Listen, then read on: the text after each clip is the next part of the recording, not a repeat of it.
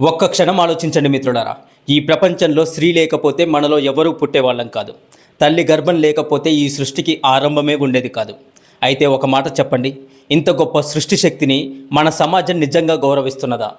మన సంస్కృతి ఒక గొప్ప సత్యాన్ని చెబుతుంది. శక్తి లేకుండా శివుడు కూడా శవమే. అంటే స్త్రీ కేవలం ఒక వ్యక్తి కాదు, ఆమె సృష్టిని మోసే శక్తి. తల్లిగా జన్మనిస్తుంది, భార్యగా జీవితాన్ని నిలబెడుతుంది, కూతురుగా మనకు ఆనందాన్ని ఇస్తుంది. అందుకే మన వేదాలు కూడా ఒక గొప్ప మాటను చెప్పాయి. ఎత్ర నార్యస్తు పూజ్యంతే రమంతే తత్ర దేవతః. ఎక్కడ స్త్రీ గౌరవించబడుతుందో అక్కడే దేవతలు నివసిస్తారు. కానీ మన ఇంట్లో ఉన్న ఆ స్త్రీని మనం నిజంగా ఎలా చూసుకుంటున్నాం?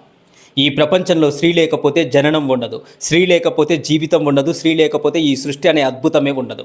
మనకు ఈ ప్రపంచాన్ని చూపించింది ఎవరు? ఒక అమ్మ కాదా? మన బాధలో కన్నీటిని తుడిచేదెవరు? ఒక తల్లి కాదా? మన విజయాన్ని చూసి మనకన్నా ఎక్కువగా సంతోషపడేదెవరు? ఒక అమ్మ, అంటే స్త్రీ. అందుకే మన సంస్కృతి స్త్రీని కేవలం మనిషిగా చూడలేదు, స్త్రీని శక్తి స్వరూపిణిగా చూసింది. ఈ సృష్టిని కదిలించే శక్తి స్త్రీదైతే ఆ శక్తికి సాక్షిగా నిలిచేది పురుషుడే. ఇది పోటీ కాదు, ఇది పరస్పర పూరకత్వం. ఇద్దరూ కలిసి ఉన్నప్పుడే జీవితం సంపూర్ణమవుతుంది. అసలు పురుషుడు భార్యను ఎలా చూసుకోవాలో తెలుసా? స్త్రీ వివాహమైన వెంటనే కోటి ఆశలతో అత్తారింట్లో అడుగు పెడుతుంది. తన తల్లిదండ్రులను, తోబట్టువులను, స్నేహితులను, బంధువులను అందరినీ విడిచిపెట్టి వివాహం చేసుకున్న భర్తపై నమ్మకంతో అత్తారింట్లో అడుగు పెడుతుంది. భర్త భార్యను భద్రంగా, రక్షణగా మాత్రమే చూసుకుంటాడేమో, కానీ భార్య భర్త గౌరవాన్ని, సంతానాన్ని, ధనాన్ని, కుటుంబాన్ని కాపాడుతుంది. ఒక సేవకురాలుగా, తల్లిగా, స్నేహితురాలుగా, మంత్రిగా, వీటన్నింటికి మించి ప్రేమగా, భక్తిగా కుటుంబాన్ని చూసుకుంటుంది. అందువలన భార్యను హక్కుగా భావించి తిట్టరాదు. ఆమె బంధువులతో చీటికి మాటికి కయ్యానికి కాలు దువ్వరాదు. భార్య వడ్డించిన పదార్థాలను తినకుండా విమర్శించకూడదు. ఇంటిని భార్య జైలులా భావించే పరిస్థితులు లేకుండా వారిని కనీసం వారానికి ఒక్కసారైనా బయటికి తీసుకెళ్ళాలి. పిల్లలతో సరదా సంభాషణలు చేయాలి. పిల్లలు చూస్తుండగా భార్యతో చనువుగా ఉండకూడదు. ఏకగదిలో కాపురం ఉంటున్న వారు పిల్లలను గమనించి కలవాలి. భార్యకి ఎంతో కొంత ఆర్థిక స్వేచ్ఛ ఇవ్వాలి. ఆమె అభిప్రాయాలను గౌరవించాలి. భార్యను పరుల ముందు అవమానించే విధంగా ప్రవర్తించకూడదు. భార్యను ఇంటి యజమానురాలుగా చూడాలి, కానీ అనుమానించే వ్యక్తిగా చూడకూడదు. భర్త తన తుది శ్వాస వదిలే వరకు భార్యకి కంటికి రెప్పలా సంతోషంలోనూ బాధలలోనూ చేదోడు వాదోడుగా ఉండాలి. భర్త తను మరణించిన తర్వాత కూడా భార్య ఇతరుల మీద ఆధారపడకుండా, కష్టాలు పడకుండా ముందు జాగ్రత్తలు తీసుకొని ఆమెకు తగిన భద్రత మరియు జీవనోపాధి కొరకు తగిన ఏర్పాట్లు ముందుగానే పూర్తి చేయాలి.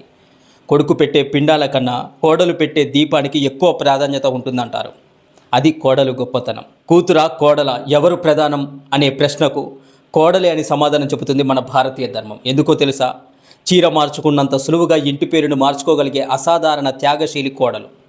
కన్నవారు ఎంతటి ఉన్నతులైనా తన అభ్యున్నతిని అత్తవారింట్లోనే వెతుక్కునే గుణశీలి కోడలు. తండ్రికి పంచభక్షాలు పెట్టగలిగే స్తోమత ఉన్న భర్త పెట్టే పచ్చడి మెతుకుల్లోనే కమ్మటి రుచిని వెతుక్కునే భాగ్యశీలి కోడలు. తాను మెట్టినింటి పట్టపురాణి అయినా సరే ఒక దాసిలా అందరికీ సేవ చేసి అలసిపోయి మంచానికి ఒరిగి కష్టాన్ని మరిచి మరునాడు ఉదయమే గృహసేవకు సిద్ధమయ్యే శ్రమజీవి కోడలే. అందుకే మన సంస్కృతి వేల సంవత్సరాల క్రితమే చెప్పింది, ఎత్ర నార్యస్తు పూజ్యంతే రమంతే తత్ర దేవతః. ఎక్కడ స్త్రీలను గౌరవిస్తారో అక్కడే దేవతలు నివసిస్తారు. ఎక్కడ స్త్రీలను అవమానిస్తారో అక్కడ చేసే పుణ్యకార్యాలకు అసలు విలువే ఉండదు. మన వేదాలు స్త్రీని బలహీనురాలుగా చూడలేదు మిత్రులారా, ఆమెను ఒక విశ్వశక్తిగా చూశాయి. ఋగ్వేదంలో దేవి సూక్తం చెబుతుంది, నేనే విశ్వానికి రాణిని, సంపదను సృష్టించేది నేనే, ప్రతి ఇంట్లో జీవనాన్ని నింపేది నేనే అని. ఇంత గొప్ప స్థానం ఇచ్చింది స్త్రీకి మన భారతీయ సంస్కృతి. మన చరిత్రలో ఎందరో గొప్ప గొప్ప స్త్రీలు ఉన్నారు. రామాయణంలో సీతమ్మ తల్లి ధైర్యానికి ప్రతీక, కౌసల్యమాత ధర్మానికి ప్రతీక, సత్యభామ అసుర సంహారంలో పాల్గొనింది, రాణి రుద్రమాదేవి ఒక మహా సామ్రాజ్యాన్ని పరిపాలించింది, ఝాన్సీ లక్ష్మీబాయి బ్రిటిష్ సైన్యంతో యుద్ధం చేసింది, జిజియామాత శివాజీ మహారాజును వీరుడిగా తీర్చిదిద్దింది. అంటే ఇక్కడ మనం ఏమర్థం చేసుకోవాలి? స్త్రీ బలహీనురాలు కాదు, ఆమెకు అవకాశం ఇస్తే ఆమె చరిత్రను మార్చగలదు అని. మన జీవితంలో ఉన్న ప్రతి స్త్రీ ఒక లక్ష్మీదేవి రూపం. అమ్మ ఆదిలక్ష్మి, భార్య ధనలక్ష్మి, అక్క చెల్లెలు గజలక్ష్మి, కుమార్తె విజయలక్ష్మి. స్త్రీలను గౌరవించడం అంటే దేవాలయంలో పూజ చేయడం మాత్రమే కాదు, మన ఇంట్లో ఉన్న స్త్రీని గౌరవించడం. ఆమె సంతోషంగా ఉంటే అదే నిజమైన పూజ అవుతుంది మనకు. మనం మహిళా దినోత్సవం ఒక్కరోజు మాత్రమే జరుపుకుంటున్నాం, కానీ ఈ ఒక్కరోజు స్త్రీని గౌరవిస్తే సరిపోతుందా చెప్పండి? మనకు జన్మనిచ్చిన తల్లి, మన జీవితాన్ని నిలబెట్టిన భార్య, మన భవిష్యత్తు అయినటువంటి కూతురు, వాళ్ళందరికీ గౌరవ మర్యాదలు ప్రతిరోజు ఇవ్వాలి. ఎందుకంటే ఈ ప్రపంచంలో స్త్రీ లేకపోతే జననం లేదు, జీవితం లేదు, అసలు సృష్టే లేదు. చివరిగా ఒక్క విషయాన్ని గుర్తుంచుకోండి మిత్రులారా, ఈ ప్రపంచంలో మన మొదటి గురువు అమ్మ. మన జీవితాన్ని నిశ్శబ్దంగా నిలబెట్టే శక్తి ఎవరు? స్త్రీ శక్తి. ఇంత త్యాగం చేసే స్త్రీకి మనం ఇచ్చేదేంటి? కొన్ని మాటల గౌరవం కూడా ఇవ్వకపోతే మన సంస్కృతి గురించి మాట్లాడే హక్కు మనకు ఉండనే ఉండదు. అందుకే స్త్రీని కేవలం మనిషిగా చూడకండి. స్త్రీ అంటే ఇంటి లక్ష్మి, మన జీవితానికి శక్తి, సృష్టికి మూలం స్త్రీ. స్త్రీని గౌరవించండి, స్త్రీని ప్రేమించండి, స్త్రీని రక్షించండి. స్త్రీలు పూజ్యులు, దైవ సమానులు. అప్పుడు మాత్రమే మన సమాజం నిజంగా మారుతుంది.